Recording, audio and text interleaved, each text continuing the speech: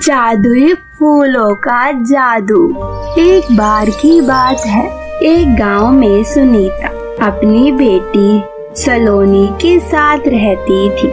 सुनीता अकेले ही अपनी बेटी और अपना खर्चा चलाती थी, क्योंकि उसके पति की मृत्यु हो चुकी थी, जिसकी वजह से सुनीता को कई सारी परेशानियों का सामना करना पड़ता था। सुनीता को बड़ी मुश्किलों के बाद एक छोटी सी नौकरी मिली थी। उसे एक माली के यहाँ पर उसके फूलों की देखभाल करनी पड़ती थी। सुनीता उसी से अपना घर चला पाती थी। उसकी एक ही बेटी थी, लेकिन सुनीता उसकी भी सभी इच्छाओं को पूरा नहीं कर पाती थी, जिससे सुनीता बहुत दुखी और परेशान भी रहा करती थी।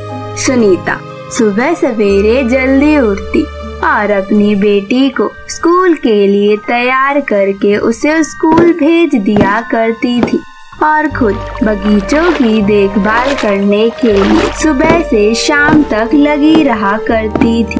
सुनीता फूलों से बहुत प्रेम करने लगी थी। वह फूलों की हमेशा अच्छे से देखभाल करती और टाइम टाइम से उसमें पानी डाल दिया करती थी। सुनीता के हाथों में मानो जादू था, क्योंकि वह जिस भी फूल की देखभाल करती और वह फूल बहुत ही सुगंधित और हरे भरे हो जाते। उन बगीचों के फूलों में ऐसी ताजगी होती जो हर किसी के फूल में नहीं पाई जाती थी। सुनीता उन्हें अपने बच्चों की तरह पालती, जिस वजह से उस बगीचे के फूल और भी सुगंधित और भी हरे भरे हो चुके थे। यह सब उस बगीचे का माली देखकर बहुत खुश हो जाया करता था, लेकिन वह सुनीता की तनख्वाह नहीं बढ़ाता था। ऐसे ही सुनीता के दिन बीत रहे थे। अब सुनीता की बेटी सलोनी बड़ी हो चुकी थी और एक दिन सलोनी अपनी माँ सुनीता से कहती है, माँ, हमारे पड़ोसन में आज शादी है। देखो कितने धूमधाम से शादी हो रही है। काश ऐसी शादी मेरी भी हो पाती, लेकिन आपके पास तो ज्यादा पैसे भी नहीं हैं। आप मेरी शादी कैसे धूमधाम से कर पाओगी? सलोनी की बात सुनकर सुनीता बहुत दुखी हो जाती है और कहती है, बेटी तू ऐसे क्यों कह रही है? आखिर मैं तेरी माँ हूँ। मैं तेरी इच्छाएं पूरी नहीं करूँगी तो और कौन करेगा? देख लेना, मैं तेरी शादी इससे भी ज्यादा धूमधाम से करूँगी और जो इसने लहंगा पहना है ना, उससे अच्छा लहंगा बनवाऊंगी मैं तेरे लिए। आखिर एक लौती बेटी है तू मेरी। मैं तुझ पे खर्चा नहीं करूँगी तो किस पे करूँगी? मुझे पता है कि हमारे घर की हालात सही नहीं है, लेकिन मुझे पूरा विश्वास है कि मैं तेरी शादी बहुत धूमधाम से करूँगी। और हाँ, मैंने तेरे लिए एक बहुत ही होनहार लड़का ढूंढ लिया है और आज ही मैं उनसे रिश्ते की बात करके शादी की तारीख फिक्स करवा लेती हूँ और हम शादी की तैयारियों में लग जाएंगे। अच्छा माँ, ये तो बहुत अच्छी बात है। सुनीता ये कहकर लड़के वालों के घर जाती है और उनसे शादी की तारीख पक्की कर लेती है। वह वहाँ से आते हुए माली के बगीचे में जाती है और फूलों की अच्छे से देखभाल करने लगती है। अब सुनीता की यह हमेशा की आदत बन चुकी थी। वह हमेशा बैठ कर के फूलों से सभी बातें बतियाती और अपने सारे दुख सुख उनसे बांटती। ऐसे ही वह उन फूलों को पानी देते हुए उन फूलों से बात कर रही होती है। अरे तुम लोगों को पता है, आज मैंने अपनी बेटी का रिश्ता तय कर दिया है और कुछ ही दिनों में उसकी शादी है। मैं बहुत खुश हूँ, लेकिन मुझे उसके लिए कुछ पैसों की जरूरत पड़ेगी, क्योंकि मुझे अपनी बेटी की शादी बहुत धूमधाम से करनी है। आज मुझसे उसने बोला भी था कि हम उसकी शादी धूमधाम से नहीं कर सकते हैं। यह बात मुझे बहुत बुरी लगी, इसलिए मैं उसकी शादी ऐसे करूँगी कि वो तो देखेगी और बाकी पूरे गांव वाले भी देखते रह जाएंगे। लेकिन अब मैं ये काम कैसे करूं? आज ही मैं मालिक को थोड़ी तनख्वाह बढ़ाने के लिए कहती हूँ और थोड़ी मदद भी मांग लेती हूँ। बाद में मैं इसमें काम तो करूँगी ही। सुनीता ये सब सोचकर अपना काम कर रही थी और धीरे धीरे शाम हो जाती है। तभी मालिक आता है और वह कहता है, अरे सुनीता, तूने मेरे बगीचों का बहुत अच्छा ख्याल रखा है। तू तो बहुत अच्छी माली निकली। तो मुझसे अच्छी भी माली है। इन फूलों को बेच बेच कर मेरी बहुत अच्छी कमाई होने लगी है। अच्छा मालिक, आपकी बहुत अच्छी कमाई हो रही है, यह सुनकर मुझे बहुत खुशी हुई। लेकिन मुझे आपसे कुछ जरूरी बात करनी थी। मुझे आपसे कुछ मदद चाहिए।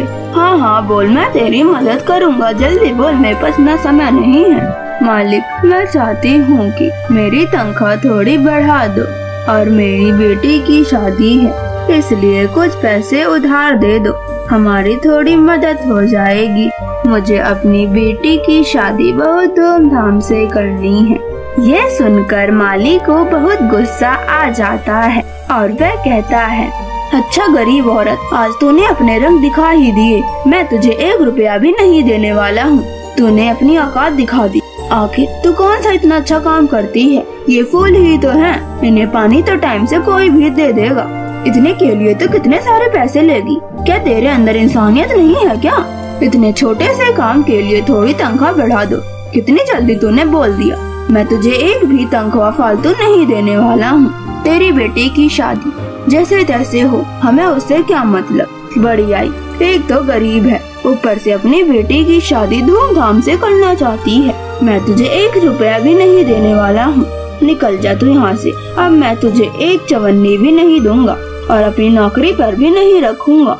मालिक की बात सुनकर सुनीता रोने लगती है और कहती है, मालिक मुझे माफ कर दो। अब मैं आपको 1 बार भी तनख्वाह और पैसे मांगने की कोशिश नहीं करूँगी। कृपया करके मुझे छोड़ दीजिए।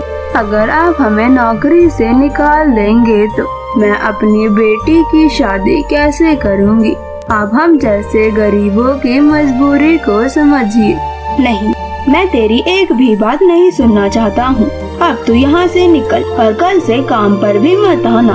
मैं दूसरी माली रख लूँगी। यह कहकर वह वहाँ से चला जाता है। सुनीता को ऐसे रोता हुआ देखकर उन सभी फूलों में से एक फूल कहता है, सुनीता तुम इतनी दुखी मत हो, हम तुम्हारे साथ हैं। आखिरकार तुमने हमारी इतने सालों से इतनी अच्छी सेवा करी है और हमारी खूबसूरती को आज तक बेकरार रखा है।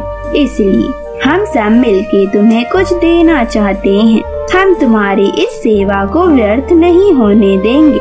हम तुम्हें ऐसी चीज देंगे कि तुम अपनी बेटी की शादी ऐसे धूमधाम से कर पाओगी कि लोग देखते ही रह जाएंगे।